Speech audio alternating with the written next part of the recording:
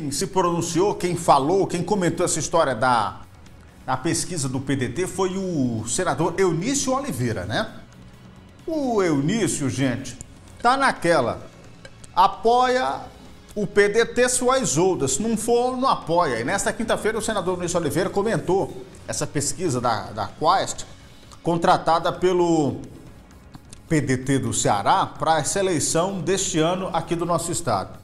Para o MDBista, o levantamento foi encomendado pelo presidenciável Ciro Gomes, que é seu desafeto político, para justificar o lançamento do ex-prefeito Roberto Cláudio, que é também do PDT, como candidato à sucessão do governo cearense nessas eleições, e que o martelo já teria sido batido há mais de 3 meses. Isso é o que diz o Eunício Oliveira. Essa informação é do jornal O Povo.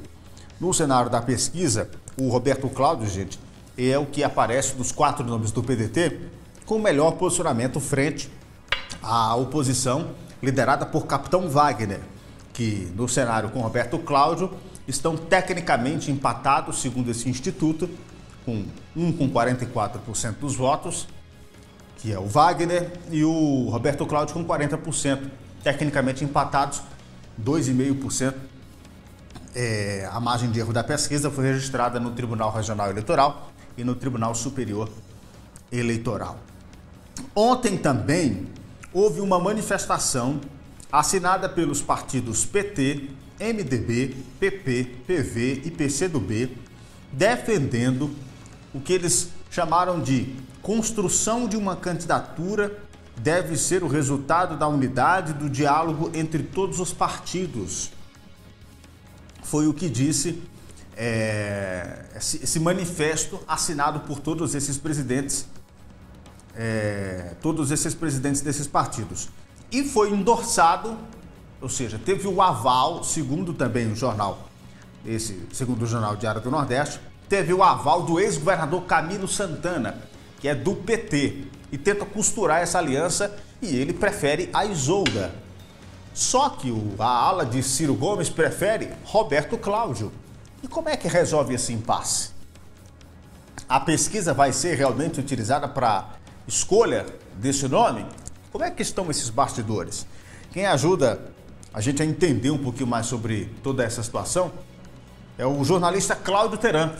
Ele conta pra gente essa quinta-feira de bastidores agitados dentro do PDT nessa sucessão eleitoral. Acompanhe. Entendendo a notícia, com Cláudio Teran. Amigos e amigas do Sertão Central Cearense, Elistênio, ouvintes, seguidores do Sistema Maior de Comunicação.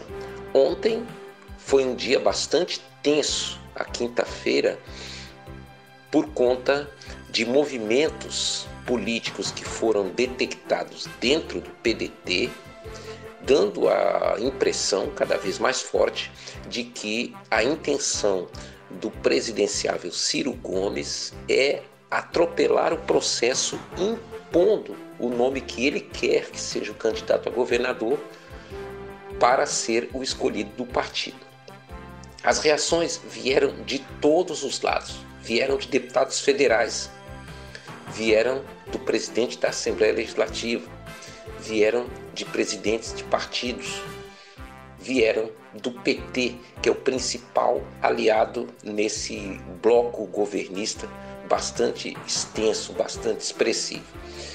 E o resultado é que o que se pode dizer? Olha, quem deve ter soltado fogos é o deputado federal Capitão Wagner, porque ele é o candidato que aparece como líder nas pesquisas e inclusive na pesquisa encomendada pelo PDT. A pesquisa do PDT mostra a Isolda Sela com 30% das intenções de voto e o Roberto Cláudio com 40%. Convenhamos, é uma diferença inexpressiva e que mostra que a Isolda é muito competitiva, porque se ela tem tudo isso, ela tem também amplas condições de vencer a eleição. Num arranjo político que é mais fácil de fazer. Por quê?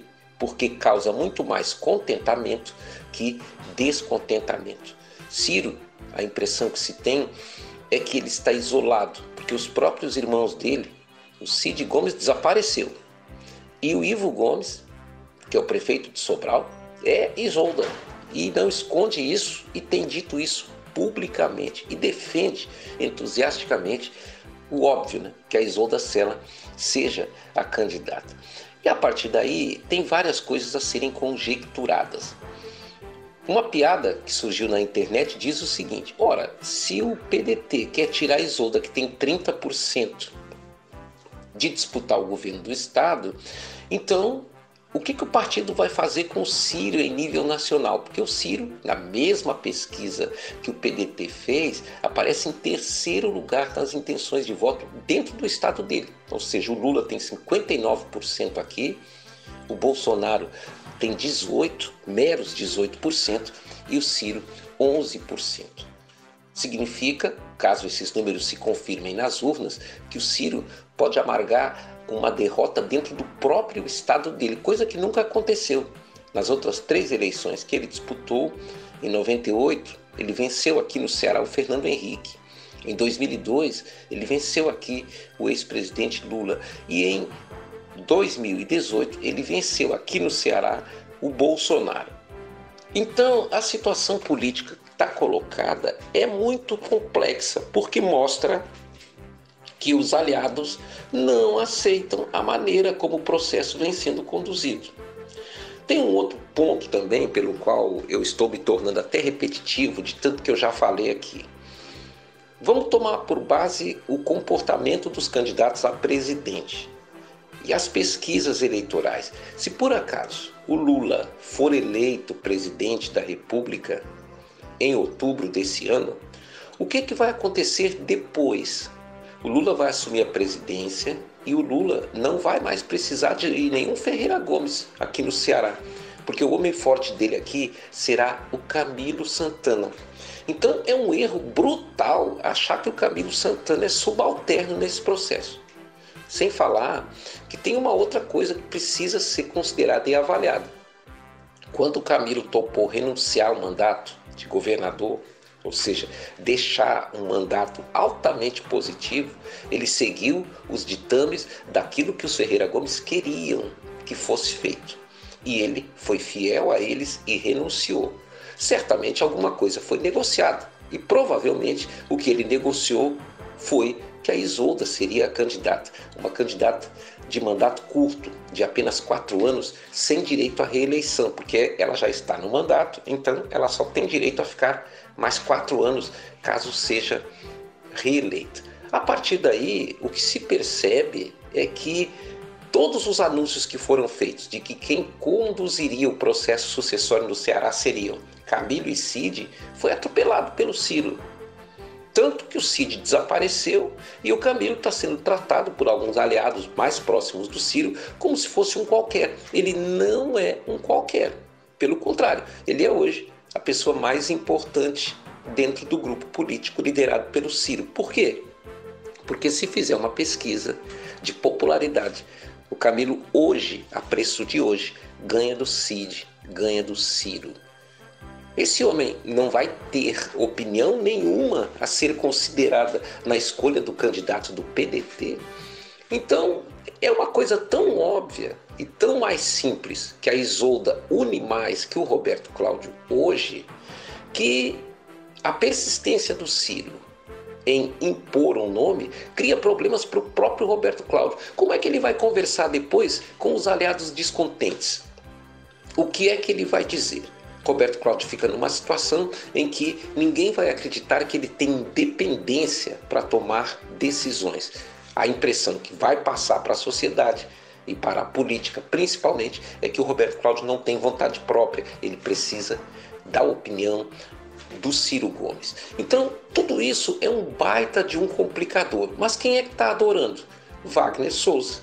Porque se houver essa imposição que o Ciro prefere, e está muito claro e parece bastante claro, se for assim, provavelmente tem partidos que hoje estão na base do governo que vão formar ou podem formar na oposição com o capitão Wagner.